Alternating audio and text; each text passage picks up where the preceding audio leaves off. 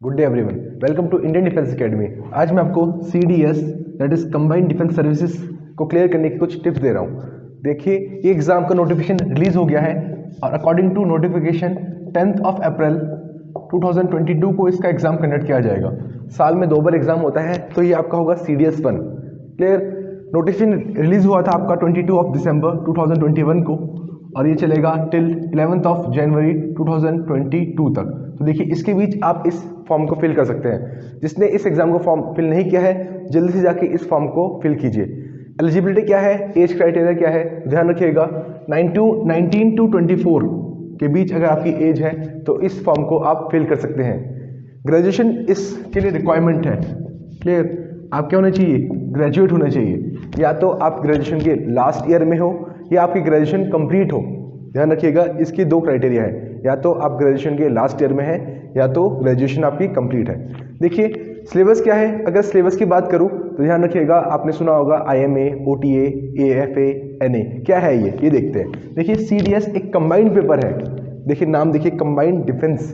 तो एक combined exam है इन 4 चीज़ों के लिए। एक है आपका इंडियन मिलिट्री एकेडमी IMA, एक है आपका AFA एयरफोर्स एकेडमी, एक है आपका OTA ऑफिसर्स ट्रेनिंग एकेडमी, जिसमें मैन एंड वुमेन दोनों के लिए ही एलिजिबल है ये। आगे जाके चौथा है आपका नेवल एकेडमी।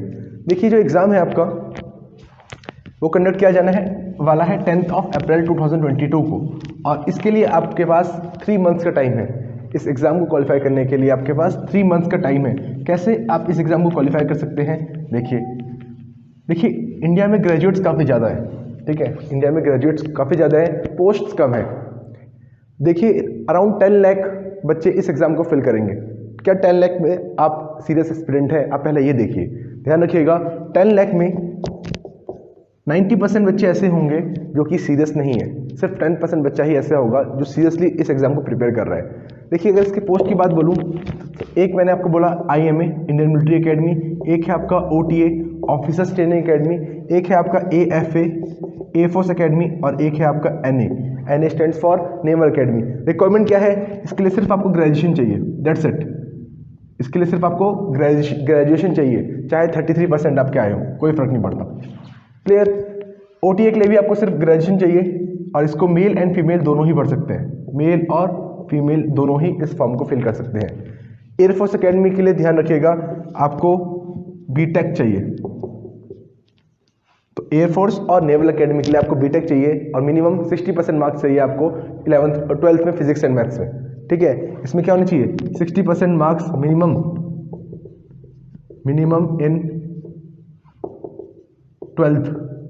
किस में? फिजिक्स एंड मैथ्स में। तो ये आपका क्राइटेरिया है। तो ध्यान रखिएगा, IMA एंड OTA ये तो हर कोई एलिजिबल है इसके लिए। अगर आप ग्रेजुएट हो तो आप इसके लिए एलिजिबल हो, और यहाँ पे मेल एंड फीमेल दोनों ही एलिजिबल है OTA के लिए। अगर मैं सिलेबस की बात करूँ तो ध्यान रखिएगा, सिलेबस क्या आएगा आपका? GS, English and maths. देखिए, NDA का और इसका सिलेबस बिल्कुल सेम है, बट साथ में क्या है? मैथ्स डिफरेंट है। यहाँ पे जो मैथ्स आएगी वो 10th लेवल तक की आएगी, और 10th लेवल सिर्फ कहने वाली बातें होती हैं। ठीक है, थोड़ी अच्छी लेवल की आपको मैथ्स आएगी यहाँ पे। अगर मैं बात करूँ नंबर्स की तो ध्यान रखिएगा, 300 नंबर का टोटल एग्जाम होगा। अब आप बोलेंगे सर 300 नंबर का एग्जाम है, मेरिट की जाती है। ध्यान रखिएगा, कोई भी UPSC का एग्जाम है, कोई भी, चाहे आप IAS ले लो, चाहे PCS, कोई भी आपका एग्जाम ले लो आप, UPSC के एग्जाम में 50% से ज़्यादा मेरिट नहीं जाती है। क्लियर? 50% का मतलब क्या है? 150, और 150 भी जाती है एयरफोर्स की। एयरफोर्स एकेडमी की जो मेरिट जाती है वो जाती है 150। IMA की वेरी करती है 130 to 140। क्लियर? ध्यान रखिएगा, जो OTA है, OTA में आपकी क्या आएगी? मैथ्स नहीं आएगी, तो इसका एग्जाम जो होगा वो होगा 200 नंबर का, और जो मेरिट वेरी करेगी वो करेगी आपकी 95 to 105 के बीच। क्लियर? ये आजकल देखा जा रहा है कि 110 भी चले जा रही है। ठीक है, तो फिर भी बट ये क्या है आपका? 55% है। अब देखिए, इस एग्जाम को आप क्वालिफाई कैसे करेंगे? एग्जाम क्वालिफाई करने के लिए आपको सबसे पहले अपना सिलेबस देखना है। सिलेबस में क्या है आपका? GS। सबसे पहले बात GS की कर ली जाए, क्योंकि यही एक GS है जो बच्चों को परेशान करता है। क्लियर? परेशान क्यों कर रहा है? क्योंकि पेपर टफ आ रहा है। इस बार भी GS का जो पेपर था CDS 2021 का GS का पेपर अच्छा खासा टफ था। क्लियर? आप इजी पेपर नहीं बोल सकते। पहले ऐसा होता था कि हाँ, आप एक पतली सी बुक पढ़ लो GS की, आपका काम हो जाएगा, बट नहीं, अब ऐसा नहीं है। आपको थॉरली जीएस को स्टडी करना पड़ेगा। क्लियर, आपको अच्छे से कमांड देनी पड़ेगी अपनी हिस्ट्री में, ज्योग्राफी में, पॉलिटी में, एंड साथ में ध्यान रखिएगा यहाँ पे इकोनॉमिक्स भी ऐड होता है। क्लियर, तो अगर सिलेबस की बात करूँ मैं तो हिस्ट्री, ज्योग्राफी, पॉलिटी और साथ में इकोनॉमिक्स, ये आपके सोशल साइंस सब्जेक्ट है। फिर हिस्ट्री 3 पार्ट्स में डिवाइड है, ancient, medieval and modern. Clear, इसके अलावा वर्ल्ड हिस्ट्री भी होता है जो आपके सिलेबस का पार्ट नहीं है। ज्योग्राफी की बात की जाए तो फिजिकल ज्योग्राफी एंड देन आपकी इंडियन ज्योग्राफी, और इंडियन ज्योग्राफी से क्वेश्चंस ज़्यादा आते हैं as compare to physical geography. यहाँ पे भी बात करूँ मैं हिस्ट्री की, ध्यान रखिएगा हिस्ट्री में मॉडर्न हिस्ट्री के क्वेश्चन ज़्यादा आते हैं as compare to ancient and medieval. Polity की बात करूँ तो पॉलिटी के अच्छे खासे क्वेश्चन देखने को मिल रहे हैं सीडीएस के एग्जाम में। कम से कम 15 से 20 क्वेश्चन आपके पॉलिटी के हैं, और पॉलिटी में सिर्फ आपको क्या पढ़ना है, हमारा कॉन्स्टिट्यूशन, संविधान के बारे में पढ़ना है। ध्यान रखिएगा, आप बोलते सर प्रेसिडेंट, प्राइम मिनिस्टर, ये कैसे कवर होगा? ध्यान रखिएगा constitution is our supreme law, it is law of the land. सब कुछ आपका कॉन्स्टिट्यूशन में कवर हो जाएगा, चाहे प्रेसिडेंट है, चाहे वाइस प्रेसिडेंट है, चाहे प्राइम मिनिस्टर है, चाहे गवर्नर है, चाहे पार्लियामेंट है, सब कुछ आपका कवर हो जाएगा किसके अंदर? पॉलिटी में, कॉन्स्टिट्यूशन के अंदर। इकोनॉमिक्स फिर 2 पार्ट में डिवाइड है, माइक्रो एंड मैक्रो। मैक्रो ज़्यादा आती है as compare to micro. Clear, तो आपको देखना क्या है कि सबसे पहले सिलेबस क्या है। सिलेबस देखने के बाद आपको क्या पढ़ना है, अपना सिलेबस कंप्लीट करना है। हिस्ट्री प्रायोरिटाइज करना है कि भाई हिस्ट्री में मुझे मॉडर्न कंप्लीट कर देनी है, मुझे पहले पॉलिटी कंप्लीट कर देनी है जो कि एग्जाम में ज़्यादा पूछी जाती है। और ध्यान रखिएगा पॉलिटी और साथ में एक बायोलॉजी, फिजिक्स, केमिस्ट्री, बायो, ये आपका किसके पार्ट है? ये आपके पार्ट है साइंस के, और साथ में आप इसको सप्लीमेंट करोगे करंट अफेयर्स के साथ। कुछ क्वेश्चंस आर्ट एंड कल्चर के भी आते हैं जो कवर हो जाएंगे आपके कहाँ पे? हिस्ट्री में। अब एक आपका पॉलिटी और एक बायोलॉजी अगर आपने अच्छे से कवर कर रखी है तो इसके क्वेश्चंस कभी भी एग्जाम में गलत नहीं होंगे, कभी भी गलत नहीं होंगे। क्लियर, चलिए बात करूंगा फिजिक्स केमिस्ट्री की। केमिस्ट्री फिजिक्स क्वेश्चन इजी आते हैं, ज़्यादा टफ नहीं आते, 10th लेवल तक के। आपको करना क्या है, देखिए आपने क्या किया, 10th के बाद बहुत बच्चे होंगे जिन्होंने साइंस नहीं पढ़ी, 12th के बाद साइंस नहीं पढ़ी। अगर आपने साइंस स्टूडेंट है भी, बीएससी हो गई, पता नहीं क्या कैसे हुई बीएससी, ठीक है, बहुत बच्चे होंगे बीएससी कर रखी है फिजिक्स केमिस्ट्री मैथ्स में, बट फिजिक्स केमिस्ट्री को नहीं आती। क्लियर, आपको करना क्या है, आपको कॉन्सेप्ट बेसिक्स से स्टार्ट करना है, बेसिक चीज़ें करनी है, एनसीईआरटी उठानी है, एनसीईआरटी पढ़नी है, ठीक है। आपको करना क्या है, उसके बाद क्वेश्चन सॉल्व करना है। देखिए क्वेश्चन हो रहे हैं नहीं हो रहे हैं, क्वेश्चन बहुत ईजी आते हैं, लाइक प्लास्टर ऑफ पेरिस पूछ लिया, इतने ईजी क्वेश्चन आते हैं जो आपके एनसीईआरटी में दिए हैं। क्लियर, हिस्ट्री की बात करूँ, देखिए जो बुक्स हैं, बुक्स काफ़ी ज़्यादा बुक्स हैं, ठीक है, कोई एक बुक ऐसा मैं आपको सजेस्ट नहीं कर सकता कि इस बुक से क्वेश्चन आ जाएंगे सारे। क्लियर, ऐसा कुछ नहीं है। आपको क्या करना है, आपको सबसे पहली बात अपने सोर्सेज देखने हैं कि किन सोर्सेज से आप, देखिए स्टैंडर्ड बुक है, सब उसी से पढ़ते हैं। मान लीजिए पॉलिटी है, एम लक्ष्मीकांत, सब उसी से पढ़ रहे हैं। हिस्ट्री है, राजीव बहिर की स्पेक्ट्रम है, बिपिन चंद्र है, सब उसी से पढ़ रहे हैं। यहाँ पे लोग जीसी लॉन्ग प्रीफर करते हैं, एनसीईआरटी प्रीफर करते हैं। क्लियर, आप कुछ भी प्रीफर कर सकते हैं, वो आपके ऊपर डिपेंड है। आप किसी भी सोर्स से कीजिए, बट अपना सिलेबस कंप्लीट कीजिए। सबसे पहला काम आपका है अपना सिलेबस कंप्लीट करना।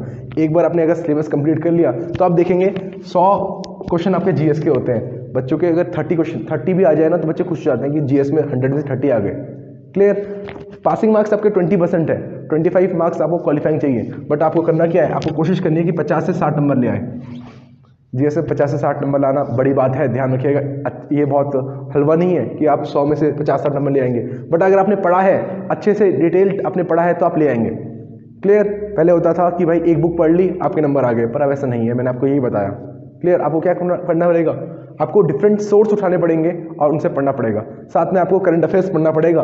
करंट अफेयर्स के अच्छे खासे क्वेश्चन आ रहे हैं, अब 10 क्वेश्चन करंट अफेयर्स के आ रहे हैं, आप इनको छोड़ नहीं सकते। तो देखिए 10 नंबर तो आपके स्टक करंट अफेयर्स के ही हैं। क्लियर, चलिए अब मैं बात करूंगा जीएस के बाद इंग्लिश की। क्लियर, इंग्लिश 100 नंबर का आता है और इंग्लिश सीडीएस की ईजी आ रही है। पिछली बार भी देखा गया था कि इंग्लिश काफ़ी ईजी आई थी। इंग्लिश में आपने अच्छे से ग्रामर पढ़ी है, सारे रूल्स आपने पढ़े हैं। क्लियर, आपने मान लीजिए नाउन स्टार्ट किया, नाउन के आप सारे क्वेश्चन कर दे रहे हैं, प्रोनाउन किया, प्रोनाउन के सारे क्वेश्चन कर दे रहे हैं, एरर वाले क्वेश्चन कर दे रहे हैं, पीक्यूआरएस आते हैं और पीक्यूआरएस काफ़ी इजीली हो जाते हैं। पीक्यूआरएस मतलब 4 आपको सेंटेंस दिए होंगे, उनको आपको ऑर्डर में अरेंज करना पड़ेगा। क्लियर, वो कैब आपकी आ रही है, रोज सुबह उठो 10 वर्ड वो कैब याद करो, एंटोनिम सिनोनिम आ गए आपके, इडियम फ्रेज हो गए आपके। क्लियर, आपको करना क्या है, मैंने आपको सिंपल एक सही तरीका बताया। सबसे पहले आपको ये देखना है कि मैं अपना सिलेबस कैसे कंप्लीट करूँ। किसी भी सोर्स से आप अपना सिलेबस कंप्लीट कर लीजिए, चाहे कहीं कोचिंग लगा के, चाहे खुद से, वो आपकी मर्जी है, वो आपके ऊपर डिपेंड है। क्लियर, बहुत बच्चे ऐसे होते हैं जो सेल्फ स्टडी से भी इस एग्जाम को निकालते हैं और हमने भी निकाला था। क्लियर, आप भी निकाल सकते हैं सेल्फ स्टडी से। क्लियर, आपको लग रहा है कि सर हमसे नहीं हो पा रहा, कोचिंग चाहिए, तो बिल्कुल कोचिंग आपको मिलेगी।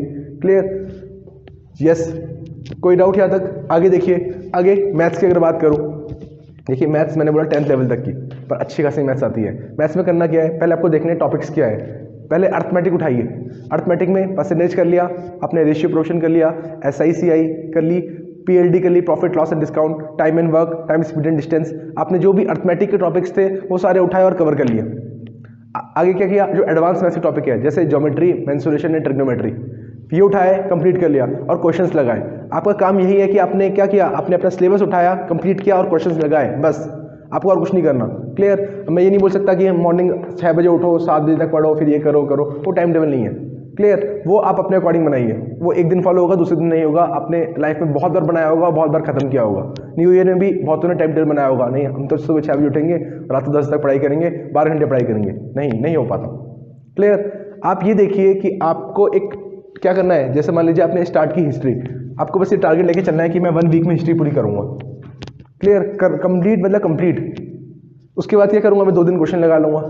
फिर आपने उठाई ज्योग्राफी, आपको टारगेट क्या होना चाहिए कि मैं ज्योग्राफी कंप्लीट करूंगा। क्लियर। कंप्लीट करने का टारगेट होना चाहिए। तो सबसे पहला आपका काम क्या रहेगा, सिलेबस कंप्लीशन का।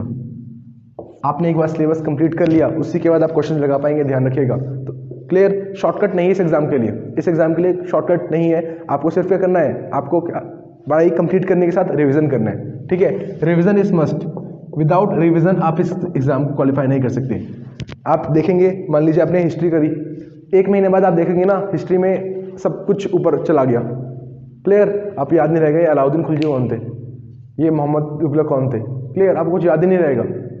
करना क्या है, आपको साथ में रिवाइज करते चलना है। क्लियर। एक वो रेशियो था 1:1:7:14 का। ठीक है, बहुत लोग अपनाते हैं, बहुत लोग नहीं अपनाते हैं। कि मान लीजिए आपने कोई चीज़ आज पढ़ी, उसको फिर कल रिवाइज कीजिए, फिर उसको 1 हफ्ते बाद रिवाइज कीजिए, फिर उसको 14 डेज बाद फिर रिवाइज कीजिए। अगर आपने 4 बार रिवीजन कर लिया है तो आपका वो हमेशा दिमाग में रह जाएगी। क्लियर। तो सबकी अपनी अपनी फिलॉसफी है, सबकी अपनी स्ट्रेटेजी है। आप ये देखिए कि आपको कौन सी स्ट्रेटेजी सूट करती है। कोई बच्चा ऐसा हो सकता है जिसको एक बार पढ़ने में चीज़ें समझ में आ जाए, और कोई बच्चा ऐसा हो सकता है कि जो 10 बार पढ़ रहा है फिर भी ना आए। तो बच्चे के ऊपर वेरी करेगा ये। क्लियर। इस चीज़ को ध्यान रखिएगा। पर आप अगर पढ़ते रहेंगे तो आपको पक्का याद हो जाएगा। आप खुद सोचिए, आपका नाम है, क्या आप अपना नाम कभी भूल जाएंगे? कभी भी नहीं भूल पाएंगे। क्यों नहीं भूल पाएंगे? क्योंकि आपने बहुत बार नाम सुन रखा है, आप बार बार रोज सुन रहे हो उस नाम को। तो ये है क्या, रिवीजन है। अगर आप अपना नाम नहीं भूल पा रहे तो ये चीज़ें कैसे भूल जाओगे? नहीं भूल पाओगे। इस चीज़ को ध्यान रखना। क्लियर। चलिए, अब ये मत सोचिए कि सर मैं साथ में SSB की तैयारी कर लूँ, ये कर लूँ। नहीं, आपके पास 3 मंथ्स बचे हैं। 3 मंथ्स में कोशिश कीजिएगा कि आप कम से कम 15 मार्च तक अपना सिलेबस कंप्लीट कर लें। 15 दिन रिवीजन के रखिए, 31 मार्च तक आपका रिवीजन एक बार हो जाना चाहिए। और उसके बाद आप क्वेश्चन लगाइए। आपका 10 अप्रैल को एग्जाम है, टारगेट रखिए कि भाई 8 अप्रैल तक मेरे को रिवीजन के साथ साथ क्वेश्चंस लगा देने हैं, मुझे प्रीवियस ईयर सॉल्व कर लेने हैं। ये देखिए कि क्वेश्चंस का पैटर्न कैसा है। आपको प्रीवियस ईयर क्वेश्चंस करने मस्ट है। प्रीवियस ईयर क्वेश्चन उठाइए कि क्वेश्चंस किस टाइप के आ रहे हैं। मान लीजिए कि आपने बोला कि सर मेरी तो फिजिक्स पूरी हो गई, पर आपने जब पिछले क्वेश्चंस उठाए तो आपसे फिजिक्स से एक क्वेश्चन भी नहीं हो रहा, तो ऐसे फिजिक्स कंप्लीशन का भी कोई फायदा नहीं है। क्लियर। करना क्या है, सिलेबस कंप्लीट करना है, क्वेश्चंस लगाने हैं, प्रीवियस ईयर देखना है कि क्वेश्चंस का पैटर्न क्या है। क्लियर। ऐसे कुछ क्वेश्चंस होते हैं जो डेफिनेट होते हैं। क्लियर। तो वो आपको साथ में करते रहना है। चलिए, आज के लिए इतना ही। तो आप CDS की तैयारी जारी रखिए। अगर आपको कोई हेल्प है तो आप हमसे पूछ सकते हैं, कॉन्टेक्ट कर सकते हैं। Thank you.